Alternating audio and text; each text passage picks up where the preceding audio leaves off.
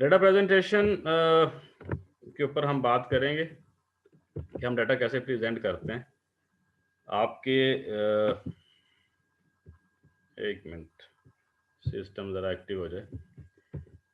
Definition of data क्या होती हैं, टाइप्स ऑफ डाटा क्या होती हैं, इसके ऊपर हम काफ़ी डिटेल में बात कर चुके हैं। आज हम जिस टॉपिक पे बात करेंगे, आपकी मौजूदा स्लाइड 4 बुलेट्स हैं आपके सामने। Principle of data presentation, firstly to arrange the data in such a way that is should create interest in the readers mind at first sight. मैंने आपको पहले कहा कि आपका जो डाटा प्रेजेंटेशन है वो इतनी खूबसूरत हो कि आपका जो रीडर है, जो आपकी रिपोर्ट को या थीसिस को देख रहा है, तो उसमें एक अच्छा इंप्रेशन जो है वो पैदा होना चाहिए, एक अच्छा इंप्रेशन जाना चाहिए आपके रीडर्स को। उसका इंटरेस्ट लेवल जो है, आपका डाटा प्रेजेंटेशन जो है वो उसको एक्सेप्ट करवाता है या रिजेक्ट करवाता है।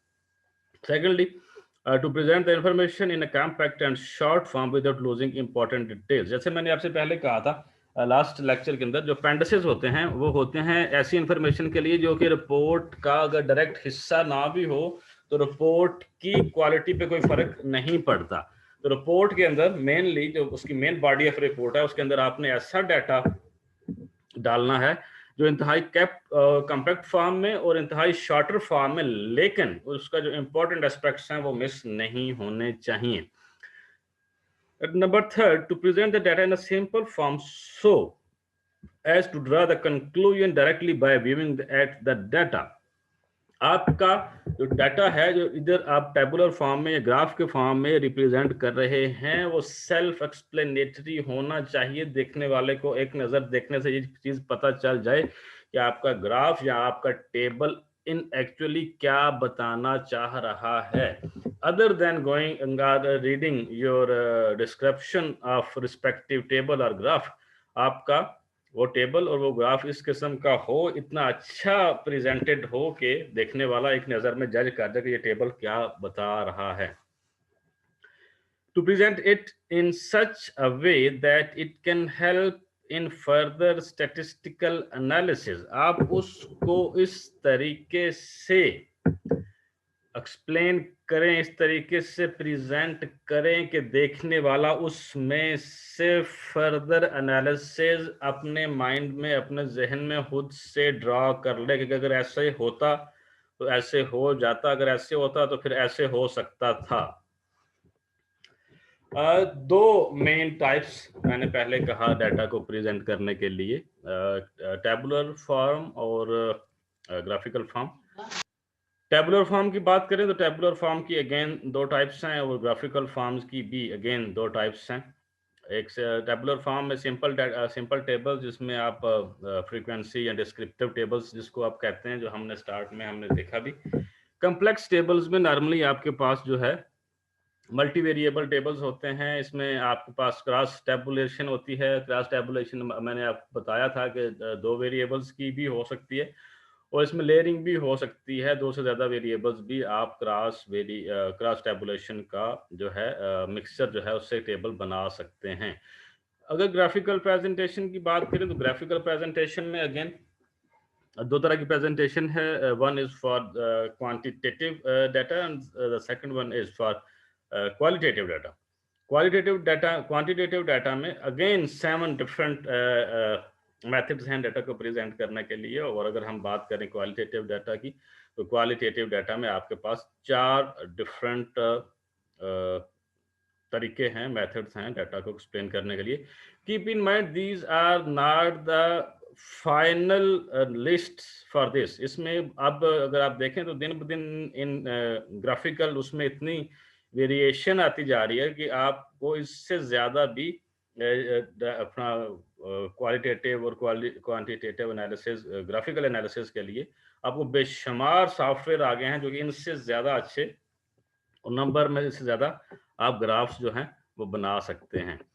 टैबुलेशन की मैंने पहले बात की। टैबुलेशन सिंपल भी हो सकती है और कॉम्प्लेक्स भी हो सकती है। अगर हम सिंपल की बात करें तो सिंपल में आपके पास फ्रीक्वेंसी टेबल्स होते हैं, आपके पास डिस्क्रिप्टिव एनालिसिस होता है जो कि इंतहाई प्लेन और सिंपल फैक्ट्स एंड फिगर के ऊपर मबनी होता है। उसमें नॉर्मली तीन कॉलम होते हैं। एक आपका वेरिएबल्स का कॉलम होता है रिस्पांस सेट का, एक आपके पास फ्रीक्वेंसी का कॉलम होता है और एक आपके पास परसेंटेज का कॉलम होता है। जबकि जब आप कॉम्प्लेक्स टेबल की बात करते हैं तो कॉम्प्लेक्स टेबल मैंने अभी अर्ज किया, कॉम्प्लेक्स टेबल में जब आप पास टेबुलेशन लेते हैं या आप मोर देन वन वेरिएबल या मल्टीपल वेरिएबल्स को एक डेटा सेट के अंदर, एक टेबल के अंदर एक्सप्लेन करने की या इकट्ठा करने की कोशिश करते हैं, तो इसका मतलब यह है कि आप एक डिफरेंट टेबल जो है उसके अंदर अपने डेटा सेट को प्रेजेंट कर रहे हैं। डेटा सेट के अंदर जो मेन प्रिंसिपल आप को अंडर कंसिडरेशन रखने पड़ेंगे आपके सामने, टेबल शुड बी नंबर्ड। आपने जो भी रिपोर्ट लिखनी है टेबल प्रॉपर्ली नंबर्ड होना चाहिए। समटाइम ये होता है कि अगर आप टेबल चैप्टर 1 में है तो आप उसके साथ चैप्टर 1 की भी इंडिकेशन देते हैं, चैप्टर 2 में तो चैप्टर 2 की इंडिकेशन या नंबर साथ आता है, इसी चैप्टर 3 या चैप्टर 4 में है। इन कुछ रिपोर्ट्स के अंदर ऐसा नहीं होता। आप अगर पहले चैप्टर के अंदर भी कोई टेबल डाला है तो अब टेबल नंबर 1 से शुरू करते हैं और अब अनटिल आपका जो चैप्टर नंबर 4 है वहां तक जितना भी नंबर आता है उसको कंटिन्यूटी में लेके चलते हैं। टाइटल की बात करें तो title must be given to each table but very brief and self explanatory. मैं बार बार बता चुका हूँ, उसका जो कैप्शन है वो इंतहाई सादा, मुख्तसर लेकिन जामे होना चाहिए। The heading of the column and row should be clear and concise. उसमें गप नहीं लगाने, बड़ा मुख्तसर और वेरी स्पेसिफिक उसका हेडिंग और रोज का कॉलम हो। Data must be presented according to size or importantly chronological order, alphabetical order और जियोग्राफिकल ऑर्डर। ये आप डिसाइड करेंगे कि आपका डाटा सेट किस किस्म का है, तो आपने अकॉर्डिंगली उसको अरेंज करना है। अल्फाबेटिकली अरेंज करना है, जियोग्राफिकली अरेंज करना है, या आपने क्रोनोलॉजिकल इवेंट्स के सूरत में उसको अरेंज करने की कोशिश करनी है।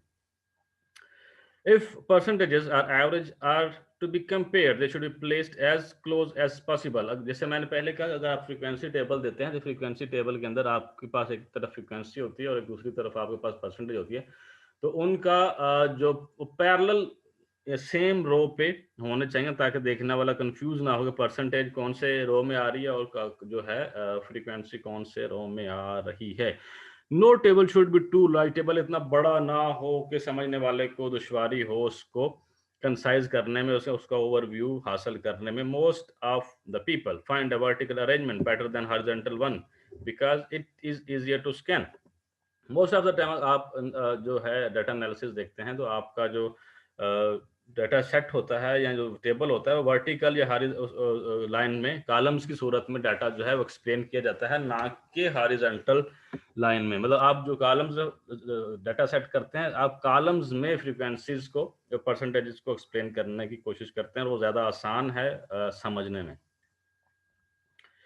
फुट नोट्स में भी गिवन वेयर नेसेसरी। अगर आपको लगे कि इस टेबल को मजीद एक्सप्लेन करने के लिए मुझे फुट नोट्स देने हैं तो फुट नोट्स आप अपने MS वर्ड के अंदर वो ऑप्शन मौजूद हैं जिसके जी जगह आप फुट नोट्स जो हैं वो देते हैं। अगर हम सिंपल टेबल की बात करें तो सिंपल टेबल की एक एग्जांपल आपके सामने, name of the country, infant mortality rate. इसमें दो चीज़ें हैं, एक कंट्रीज का नाम है और दूसरा उनकी infant mortality rate according to that country है। ये इंतहाई मुख्तसर और सादा टेबल है जिसमें सिर्फ दो कॉलम हैं। एक साइड पे आपके पास कंट्रीज हैं और दूसरे साइड पे आपके पास इन्फेंट मोर्टेलिटी रेट है।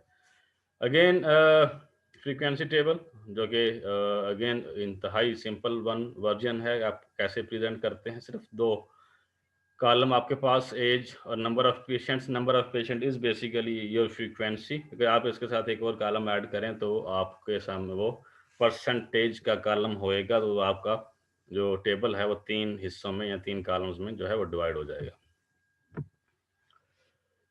इस उम्मीद के साथ कि यहाँ तक जो बात है वो आपको समझ आई होगी। हमारा सेकंड क्वेश्चन इस प्रेजेंटेशन का, चार्ट्स एंड डायग्राम्स।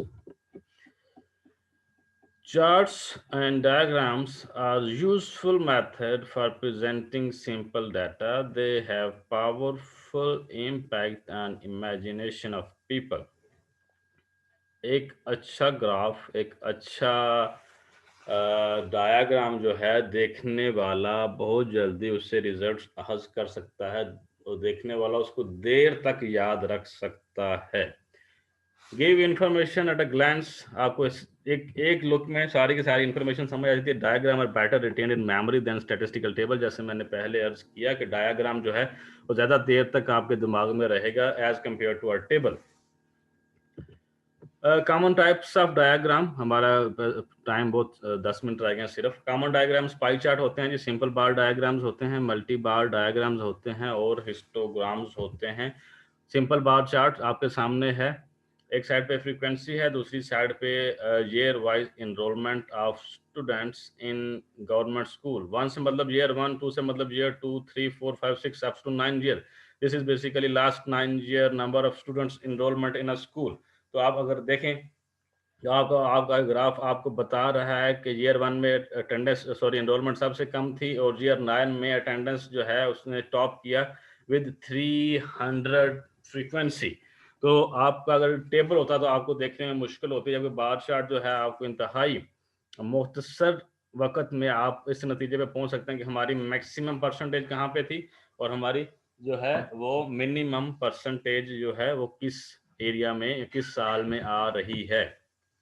इसको बोलते हैं जी मल्टी बार चार्ट, जहाँ पे आपके पास बार्स जो हैं या लाइंस जो हैं वो एक से ज्यादा हों तो उसको मल्टी बार चार्ट कहते हैं। इसको also called compound bar chart. एक तरफ पॉपुलेशन है, एक तरफ लैंड है और एक तरफ परसेंटेज है। हॉरिजॉन्टल या एक्स एक्सिस पे आपके पास कंट्रीज दिए हुए हैं और कंट्रीज की पॉपुलेशन विद लैंड, और वर्टिकल या वाई एक्सिस पे आपके पास परसेंटेजेस हैं।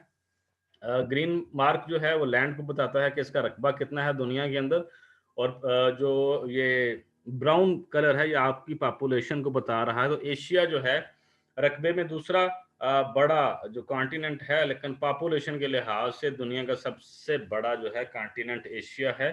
और इस तरह अगर आप देखें तो जो सबसे छोटा रकबे वाला एरिया है दैट इज ओशियनिया, और उसकी पॉपुलेशन जो है वो भी सबसे ज़्यादा कम है। तो रिजल्ट्स ये कि आपका जो बार ग्राफ है मल्टी बार ग्राफ है, इसमें दो चीज़ों का कंपैरिजन है। Number one is total land and number second is the population comparison with land and countries. Number 3 पे है जी कंपोनेंट बार चार्ट। इसमें डिफरेंट कंपोनेंट्स जो है उनको इकट्ठा करने की कोशिश की गई है। किस साल में ग्रोथ रेट क्या रहा। ये पिक्चर इतनी क्लियर नहीं है, आप इसको प्रैक्टिस कर सकते हैं एक्सेल के अंदर या एमएस वर्ड के अंदर। कंपोनेंट बार चार्ट जो है वो कैसे लेते हैं। Pakistan, growth rate of Pakistan है पॉपुलेशन इन मिलियंस, नाल उन्होंने ईयर्स जो है वो एक्सप्लेन करने की कोशिश की है। अगेन कंपोनेंट बार चार्ट की एक और मिसाल आपके सामने है जो क्लियर है। उसमें मल्टी बार नहीं, सिंगल बार में दो डिफरेंट डाटा सेट जो हैं, दो डिफरेंट चीज़ें जो हैं वो उसको एडजस्ट करने की कोशिश की जाती है। मेल फीमेल पॉपुलेशन आपके मौजूदा ग्राफ में एक्सप्लेन करने की कोशिश की गई है कि पाकिस्तान की मेल फीमेल रेशो क्या है, यूएसए में मेल फीमेल रेशो क्या है, स्वीडन में मेल फीमेल रेशो क्या है। तो ये ग्राफ हमें ये चार्ट हमें ये बता रहा है कि स्वीडन में मेल्स की रेशो बहुत कम है एज कंपेयर टू फीमेल। बाकी पाकिस्तान की अगर बात करें तो पाकिस्तान में मेल फीमेल रेशो 50-50 है। और अगर हम यूएस की बात करें तो यूएस में फीमेल्स कम हैं और मेल्स ज़्यादा हैं। इंतहाई आसान तरीके से आप जो है रिजल्ट्स जो हैं वो हासिल कर सकते हैं। Histogram used for quantitative and continuous variables. It is used to present variables which have no gaps. Age, weight, height, blood pressure, blood sugar type की अगर आपने डाटा को प्रेजेंट करना है तो आपको हिस्टोग्राम जो है वो इस्तेमाल करना पड़ेगा। और दिस इज बेसिकली हिस्टोग्राम जो आपके सामने है। Histogram of group frequency distribution, इसमें स्पेलिंग मिस्टेक्स हैं sorry, of serum cholesterol level in 200 men। Serum cholesterol का जो लेवल था 200 बंदों के दरमियान उसका डाटा सेट इकट्ठा किया गया। तो उसके लिए जो आपने चार्ट इस्तेमाल करना है दैट इज हिस्टोग्राम।